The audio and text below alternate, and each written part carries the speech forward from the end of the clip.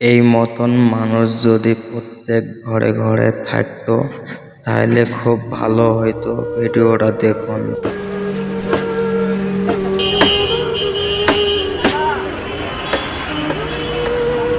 ভাই 250 গ্রাম মাংস দেন দিহি। 250 গ্রাম মাংস বেচি না আপা। দেন না ভাই, এমন করেন কে? আরে আপা কইলাম তো 250 গ্রাম মাংস বেচি না, আধা কেজি নিচে মাংস বেচি না, জানতো ভাই মাংস কেজি কত করে? মামা একদম 480। 480? আপনি দাঁড়ায় আছেন কেন, জান না?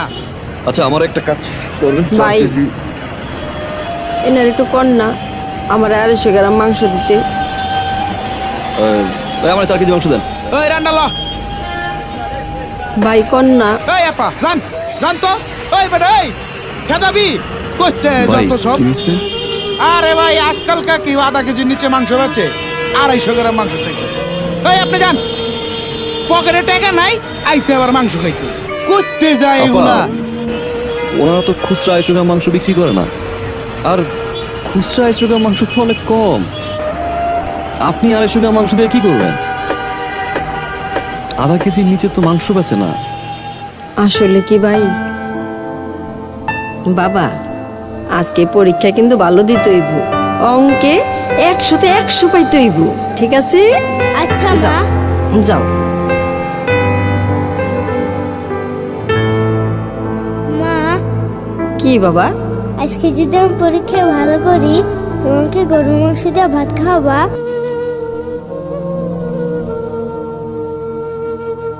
পোলাটার ছোটবেলাতে বাপ নাই,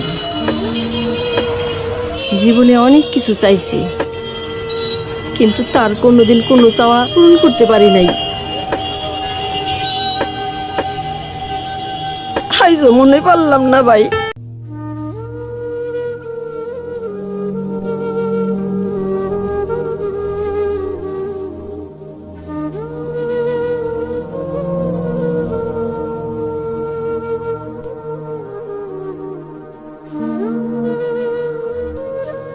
আপা,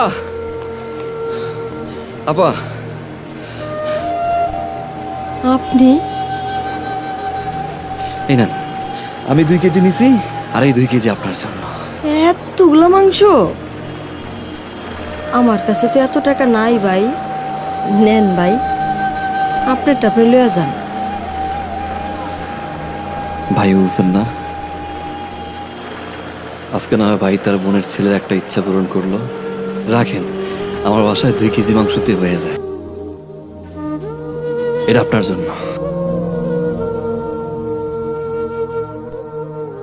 আল্লাহ আপনারে ভালো করুক, অনেক বড় মনের মানুষ আপনি। আপনার মনটার মতন যেন আপনার বড় করে রাখে। এই বোন বাইরের জন্য দোয়া করব, আল্লাহ যেন বাইরে ভালো রাখে।